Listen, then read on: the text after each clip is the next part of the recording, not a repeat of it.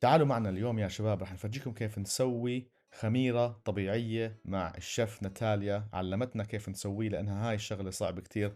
هلأ هون بس عم نفرجيكم كيف شكلها وكيف قوامها قبل ما نستعملها لعمل الخبز اللي إذا بدكم تحبوا تشوفوا كيف هو انقروا على الرابط هذا.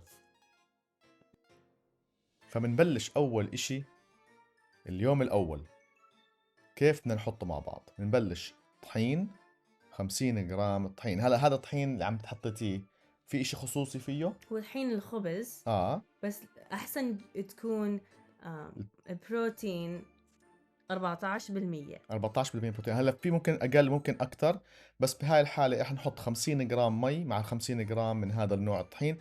هي بتحب هذا لانه سوى احسن أحسن احسن خبز بالنسبة لك.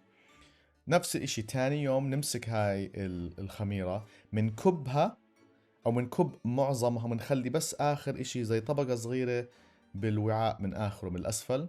بنضيف عليها كمان مرة 50 غرام طحين، نفس الطحين، و50 غرام من المي. هلا اللي عم بيصير انه هاي الخميرة عم تشتغل لحالها، وصراحة احسن من الخميرة اللي تشتروها، لانه احسن للبطن، الهضم بصير احسن، ما بنتفخ لما الواحد ياكل خبز يعني.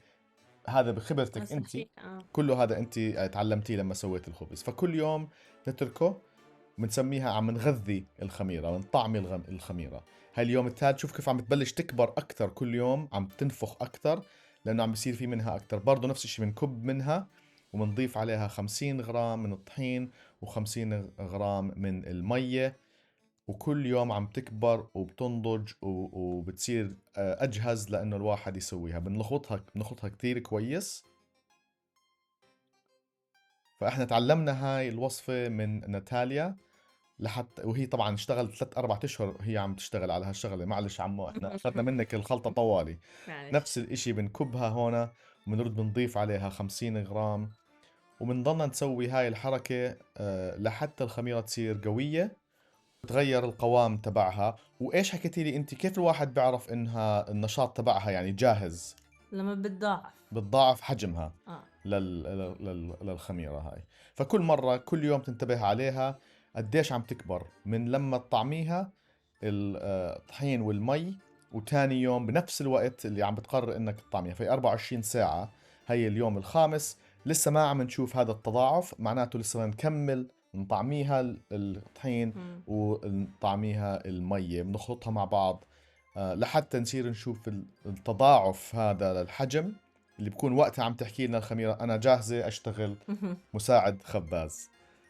طبعا بالأيام اللي قبل، أو الناس، في بعض الناس بيقدروا يخلوا جزء من العجينة اللي سووها للخبز اللي قبل هذا كجزء من الخميرة اللي رح تيجي بعدها. ففي ناس عندهم خميرة طبيعية عمرها سنين، إذا مش حتى أعوام كثيرة، عشرات.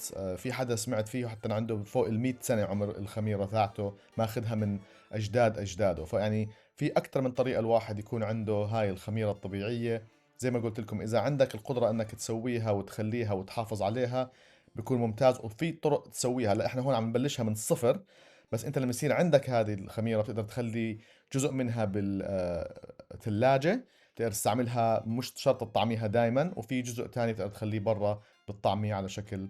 طب لما نكون عم نحطه بالثلاجة، الخميرة اللي عندنا إياها جاهزة بس بالثلاجة، كل قديش بتطعميها؟ مرة في الأسبوع. مرة في الأسبوع. حلو. فيعني مش شرط انت، يعني اذا عندكم اشي مسافر طالع من البيت او ما عندك وقت، بس تكون جاهزة الخميرة بتقدر تحطها بالثلاجة كل اسبوع، طلعها مرة طعميها رد رجعها.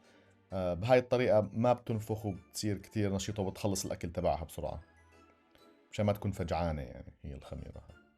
هلا هي اليوم الثامن، بدنا اياه هلا نحط فيه هاي المرة 100 غرام طحين و100 غرام مية. عم نطعميها أكتر، عم ننشطها أكتر. هلأ بنفس اليوم الثامن بعد ما طعمناها المية مية، بدنا نجهزها تاني يوم بدنا نخبز فيها أو نبلش يعني ال هذا.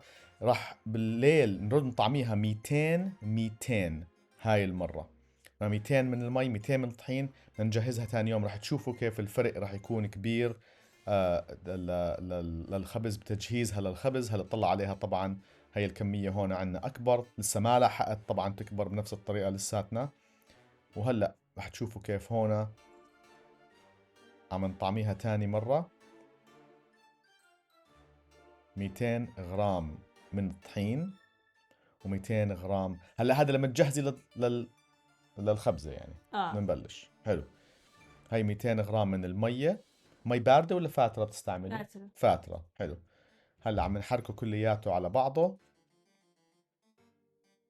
تقدر تساوي تستعمل سخن شوية. سخن شوي بتزيد السرعة يمكن إذا كان أسخن شوية. وهلأ هون راح نطلعها. هي اليوم التاسع. هيها جاهزة إنه نبلش نشتغل فيها إن شاء الله.